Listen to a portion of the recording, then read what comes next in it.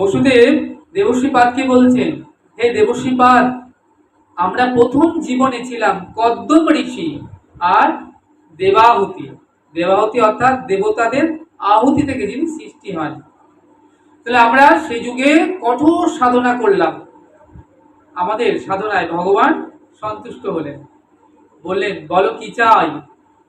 বললাম তোমার মতো পুত্র চাই। তার জন্য কি না, হে প্রভু, আমাকে সাধন লব্ধ একটি নারী দাও। যে সাধন লব্ধ নারী নিয়ে আমরা দুজনে মিলে একসঙ্গে ভজন করব।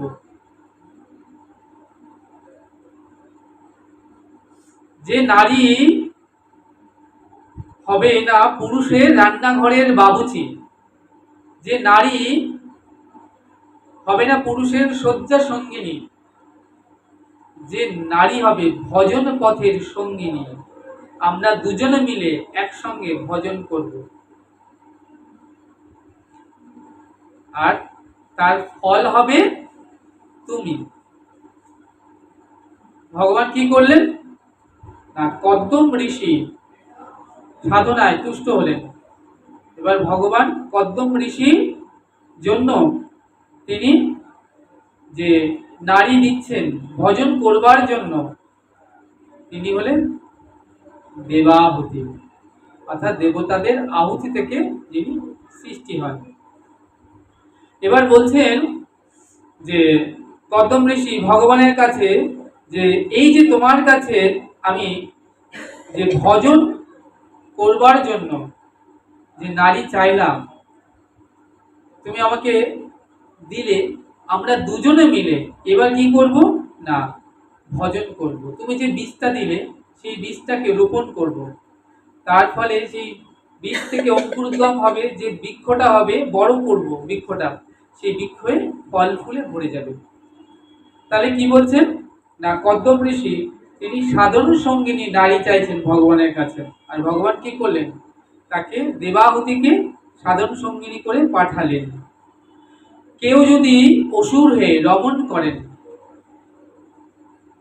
তাহলে তার ফল হবে রাক্ষসী, আর কেউ যদি সুর হয়ে রমণ করেন তার ফল হবে দেবাহুতি। তাই এখানে কদ্দম ঋষি ভগবানকে বলছেন যে আমরা দুজনে মিলে সাধন করব, যার ফল হবে তুমি। তাহলে ভগবানকে বললেন এবার আমরা চাইছি আমাদেরকে একটি পুত্র সন্তান দাও। ভগবান বললেন বেশ, কেমন সন্তান চাও বলো। বললেন তোমার মতো পুত্র সন্তান চাই। ভগবান এবার কি করলেন না, কপিল মুনিকে কদ্দম ঋষি আর দেবাহুতি পুত্র সন্তান করে পাঠালেন। এবার কদ্দম ঋষি তিনি সাধন করবার জন্য যখন তিনি বনে চলে যাচ্ছেন, দেবাহুতি ডেকে বলছেন, স্বামী তুমি চলে যাচ্ছ, তাহলে আমাকে ভজন জানিয়ে যাও। কদ্দম ঋষি ডেকে বলছেন, দেবাহুতি তোমাকে যে ভজনযোগ্য সন্তান দিয়ে গেলাম। এবার দেবাহুতি তার সন্তানের কাছে অর্থাৎ কপিল দেবের কাছে বসে তত্ত্বজ্ঞান জানতে চাইছেন। কপিল দেবকে উঁচু আসনে বসিয়েছেন, আর মাতা দেবাহুতি নিচে বসেছেন, বসে ভজন জানতে চাইছেন। কোথায় ছেলে মায়ের কাছে ভজন জানবে, এখানে মা ছেলের কাছ থেকে ভজন জানতে চাইছেন। এই যে আত্মতত্ত্ব জ্ঞান, এই আত্মতত্ত্ব জ্ঞান যাকে বলা হয় যে দেবাহুতি আর কপিলের মধ্যে যে কথোপকথন, এটার নামই হচ্ছে কপিল সংবাদ। ভাগবতের তত্ত্বখনি এই কপিল সংবাদ, যেখানে পুত্র গুরুর আসনে বসে আছেন আর মাতা শিষ্যার আসনে বসে তত্ত্বজ্ঞান লাভ করছেন, শ্রবণ করছেন। কি অপূর্ব।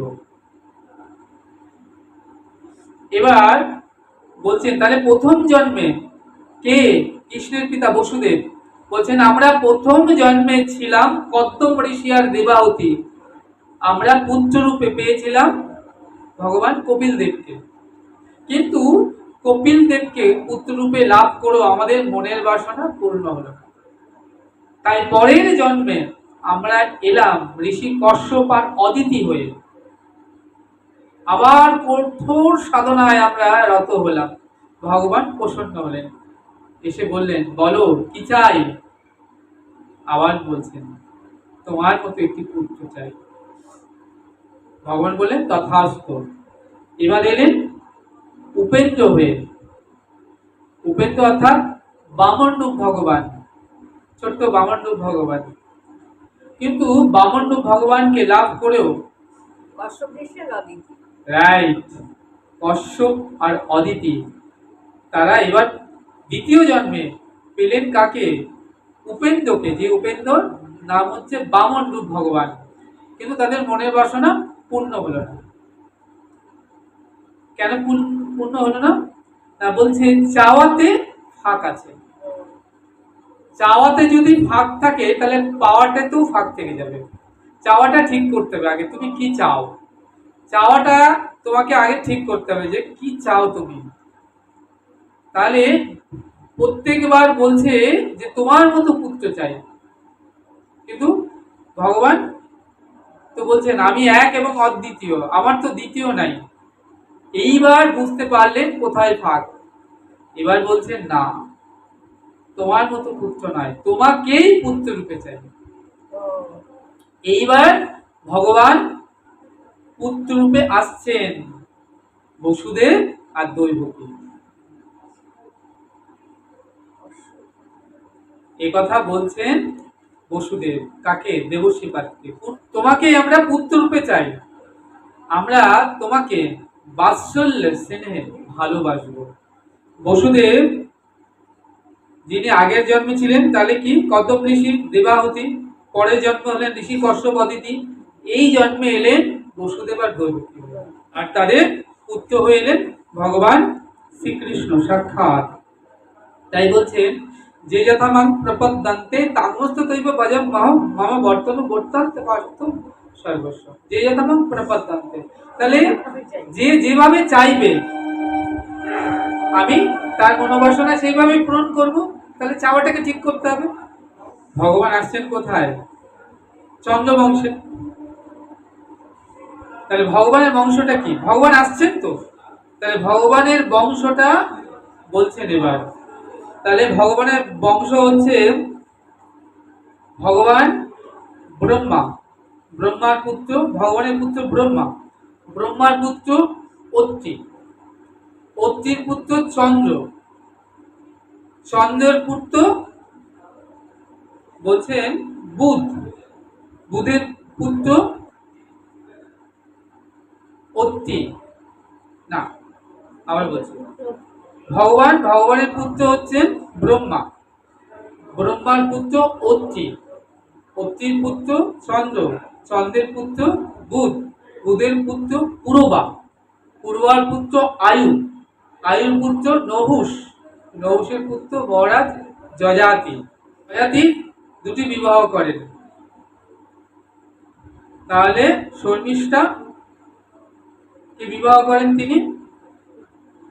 এবার তাদের গর্ভে যজাতি, যজাতির পুত্র হলেন যদু, যদুর পুত্র দেবমীর, দেবমীর আবার বিবাহ করেন তার দুটি স্ত্রী, ক্ষত্রিয় আর বৈশ্য। ক্ষত্রিয় যে স্ত্রী সে তার সন্তান হচ্ছে কুরু,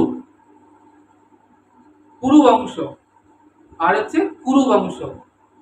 কুরু বংশ থেকে পঞ্চ পাণ্ডব, কৌরব আর পাণ্ডব। আর এই যে কুরু বংশ,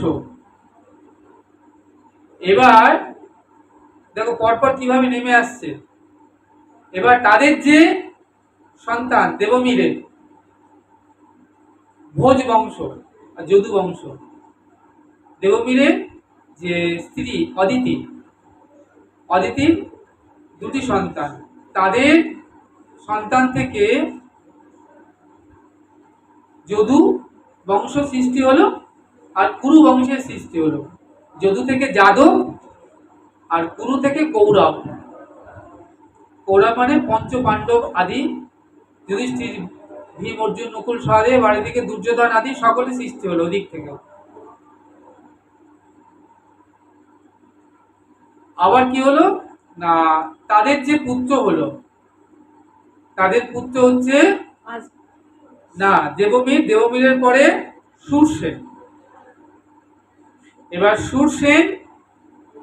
সুরসেনের আবার 9টি পুত্র, তার মধ্যে বড় পুত্র নাম নন্দ, আনন্দ, উপানন্দ, এরকম ইত্যাদি তাদের পুত্র।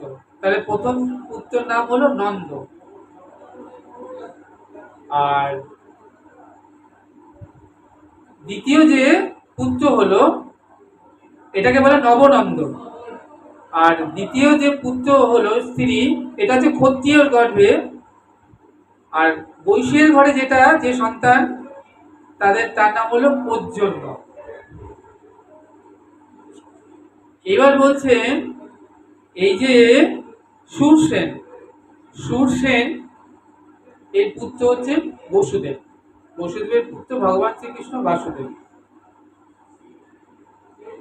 আর ওইদিকে তোমার এই যে নন্দরা, নবনন্দ, এরা কি করলেন, বৃন্দাবনে এসে গো সেবায় রত হলেন নন্দ। এই পর্জন্য ছেলে হচ্ছেন নন্দ ঘোষ, বড় ছেলে নন্দ ঘোষ। নন্দ, উপানন্দ, আনন্দ, এরকম 9টা পুত্র। বুঝতে পারলেন? হ্যাঁ, আর এই যে ভোজ বংশ, এই ভোজ বংশের কি হলো না 2টি পুত্র। একটা হচ্ছে কি উগ্রসেন আর দেবক।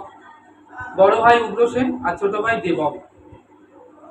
তাহলে উগ্রসেনের 10টি পুত্র, তার সব থেকে বড় পুত্রের নাম কংস।